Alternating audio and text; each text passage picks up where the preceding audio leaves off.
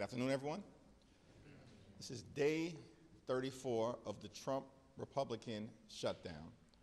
And our position as Democrats remain the same. We will sit down with any Republican who is prepared in good faith to find a bipartisan path forward to reopening the government, to entering into a spending agreement that actually makes life better for the American people, not worse, and that decisively addresses the Republican health care crisis. We will not support a partisan Republican spending bill that continues to gut the health care of the American people. That's been our position week after week after week, and it will continue to be our position. Because the Republican health care crisis is crushing the American people. And now that we're in the midst of open enrollment, tens of millions of Americans all across the country are realizing that their premiums, copays, and deductibles are going to skyrocket. In some cases, $1,000 or $2,000 more per month that working class Americans are being asked to pay. No one can afford it. And people will be unable to go see a doctor when they need one, which is why the Affordable Care Act tax credits need to be extended. It's not that complicated, but Republicans could care less because all they do is serve the wealthy, the well-off, and the well-connected. At the same period of time, it's extraordinary that Donald Trump, his administration, and corrupt Republicans on Capitol Hill are voluntarily and intentionally withholding SNAP benefits from 42 million Americans who are at risk of going hungry. This includes 16 million children. This is an intentional decision not to pay full benefits because the money exists in a contingency fund to ensure that not a single American, not a single child, not a single veteran, not a single senior goes hungry. This irresponsible behavior is the reason why the overwhelming majority of the American people are very clear that under Republican control of the House, the Senate, and the presidency, the country is moving in the wrong direction. Donald Trump's disapproval ratings are in the toilet. The American people know that all of the promises that were made to lower the high cost of living have not been kept. Costs aren't going down, they're going up. The situation is an ever-occurring disaster, which is why we're going to see big victories tomorrow by Democrats across the country. Questions? You mentioned SNAP in the funding for contingency plans and things of that nature. That only covers half of the program. Wouldn't the easiest way to fund SNAP just be for Democrats to vote to fund the government? No, the easiest way to fund SNAP is for the administration to do exactly what it's done in so many other instances, including the administration finding $40 billion in order to bail out their right-wing dictator wannabe friend in Argentina. That's putting Argentina first, not America first. They found $40 billion and now want to claim that they can't find a cent in order to make sure that millions of Americans don't go hungry. This is an intentional, vicious choice that Donald Trump and Republicans are making. And not a single American should go hungry. Not a single American.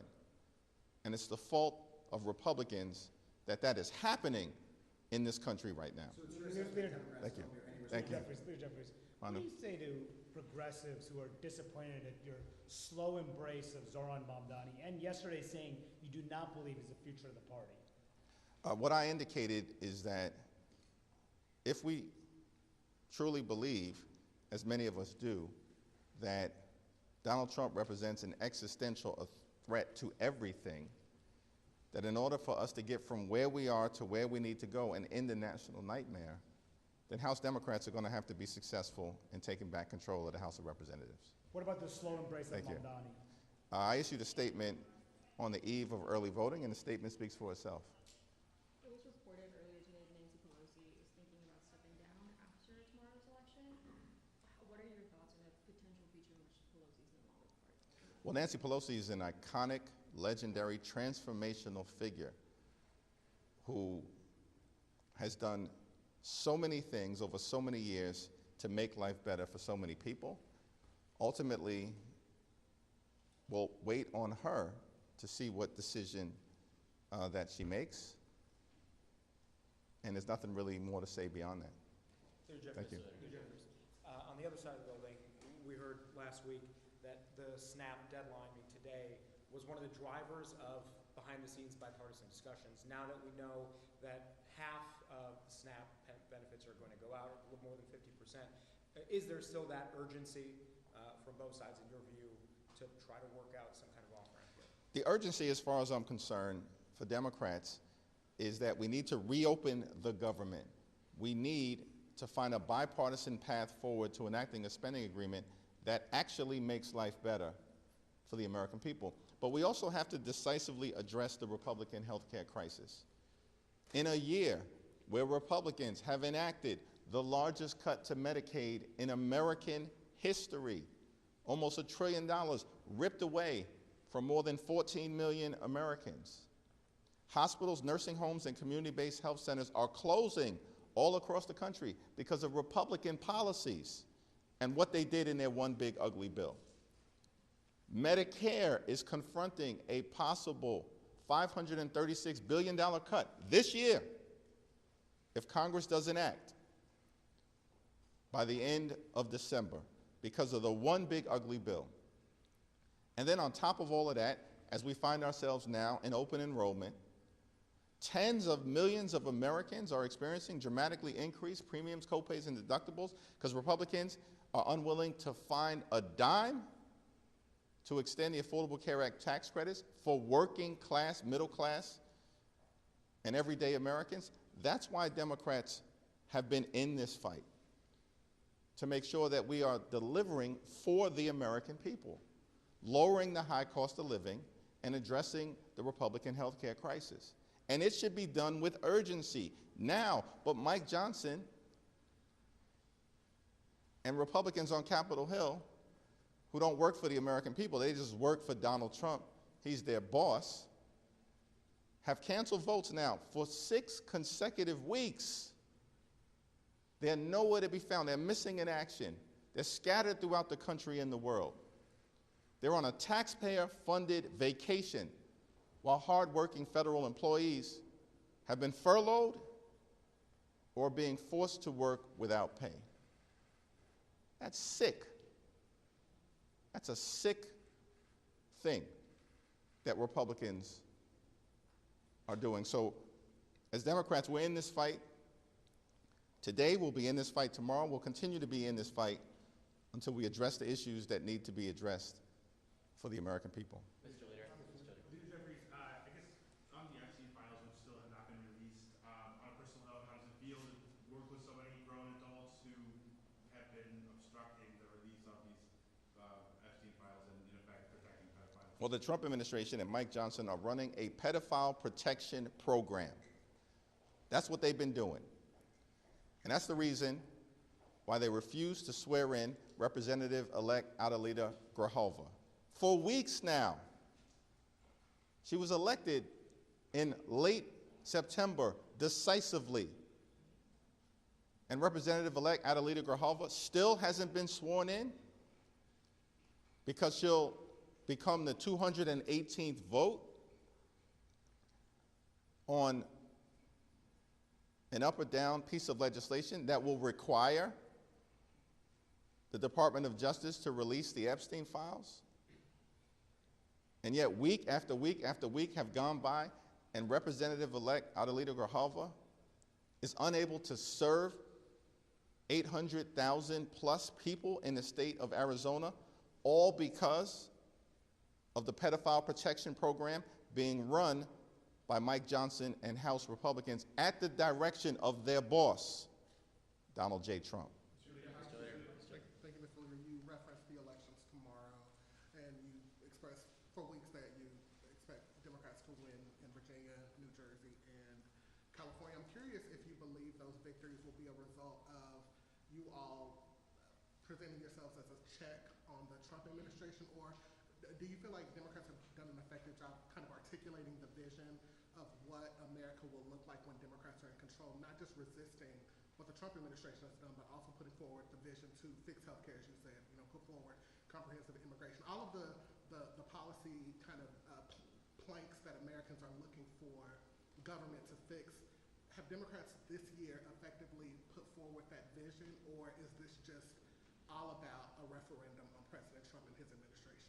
I spent time yesterday in New Jersey, including with the next governor of the state of New Jersey, Mikey Sherrill, who's running on a clear platform of lowering costs and making life more affordable. And that, of course, is what Democrats have been doing all across the country. And as House Democrats, we've made clear that the American people deserve better than the extremism that has been unleashed on them. From day one of this presidency, you deserve better. That's the point that Democrats have been making all across the country. And that we're going to work hard to lower the high cost of living. We're going to work hard to fix our broken healthcare system, and we're going to work hard to clean up corruption in Congress, in the courts, and in the administration. Because Donald Trump is running the largest pay-to-play scheme in the history of the country in service of his billionaire donors and enriching his family and friends. And because that's the focus of the Trump administration, costs haven't gone down, they've gone up. Electricity bills through the roof. Housing costs, out of control. Child care costs, out of control. Groceries, out of control. And now tens of millions of Americans are about to experience dramatically increased premiums, copays, and deductibles because of the Republican refusal to extend the Affordable Care Act tax credits. Clearly, America's heading in the wrong direction, and there is a better way that Democrats are offering. And that's why I believe we're going to see significant Democratic victories across America, including in New Jersey, in Virginia, and in California. Thank you, thank you. 2 weeks ago, we saw competing bills from Senators Johnson and Van Hollen over how to pay federal workers essential, non-essential. How do you encourage your Democratic colleagues in the Senate to reconcile those differences between the two bills moving forward, especially if only one of those can move forward and if it's unlikely for the Van Hollens to move forward? It's not clear to me what's going to be on the floor of the Senate this week, but what we have said as House Democrats is that we will consider anything bipartisan that emerges from the Senate in good faith, that reopens the government, that is bipartisan in nature, that makes life better for the American people, and of course that decisively addresses the Republican healthcare crisis that's crushing people all throughout this country. In rural America, working class America, urban America, the heartland of America, small town America, and black and brown communities throughout America. The Republican healthcare crisis is crushing people. And that's why Democrats continue to stand up for everyday Americans. Thanks. If Democrats do well tomorrow, how do you think that would change the conversation in regards to the government shutdown? Do you think it could dislodge, get you guys unstuck from where you are right now? That's a question that needs to be asked of our Republican colleagues. They've been on the wrong side of Republican sentiment for weeks now. And they could care less. You know why? Because all Republicans care about is the opinion of one man, the puppet master of the Republican Party, Donald J. Trump. They don't care about anything else. How else can you explain the fact that they are weaponizing hunger? How else can one explain the fact that they refuse to extend the Affordable Care Act tax credits, and they're hurting their own constituents? The 5 states most impacted by the failure to extend the Affordable Care Act are all led by Republicans. West Virginia, Wyoming, Alaska, Mississippi, and Tennessee. Republicans could care less. How else can you explain the fact that Republicans have canceled votes now for 6 consecutive weeks, missing in action, taxpayer-funded vacation? running the pedophile protection program while doing nothing to make life better for the American people. It's all because Donald Trump hasn't given them the order to sit down and actually reopen the government and negotiate a bipartisan path forward. What's Donald Trump been doing this weekend? He was on the golf course, spitting in the face of the American people with his inaction and his indifference. Mr. Leader. A similar question. Johnson insisted this morning that tomorrow could end up being a sea change in this shutdown. Essentially, Democrats would no longer feel as afraid of their voters and thus might be open to moving and going along to reopen the government. Do you see that dynamic at all? And if not, could it be that Democrats actually hold out longer just to not prove it? Whose characterization is that Democrats are afraid of their voters? That is a ridiculous characterization. When we consistently have been on the right side of the American people on all of the things, on the economy, on health care, on nutritional assistance, on the rule of law, on standing up for law-abiding immigrant communities, on defending our history, on the American way of life, and of course on democracy itself. And we're going to see that tomorrow, that we're on the right side of the American people. That's what this fight has been all about. And Republicans are angry, shaken up, confused, perplexed, and dismayed because they thought that their my way or the highway approach to governing was going to prevail. But Democrats in the House and the Senate, and I'm thankful for the leadership of Chuck Schumer and the courage and strength of Senate Democrats, because we're standing up for the health care of the American people, and that matters. And that's what this fight has been all about. Mr. Leader. Thanks. Thank you, Leader. Mike Johnson today said that he was paying attention to the November 21st date that they have attached to their CR. If Republicans are forced to rewrite or amend their CR, do you see that as an opening to demand negotiations? Yeah, the partisan Republican spending bill is dead on arrival. And it's been completely and totally unreasonable that Senate Republicans 13 different times have presented a bill that they know is going to go down to defeat because Senate Democrats and House Democrats continue to stand up for the health care of the American people. It's dead on arrival.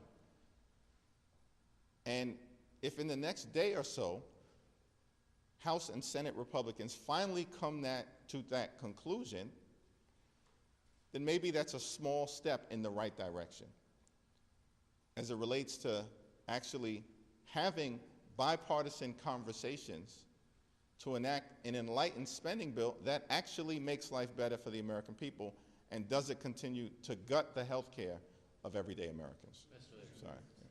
Thank you, Mr. Leader.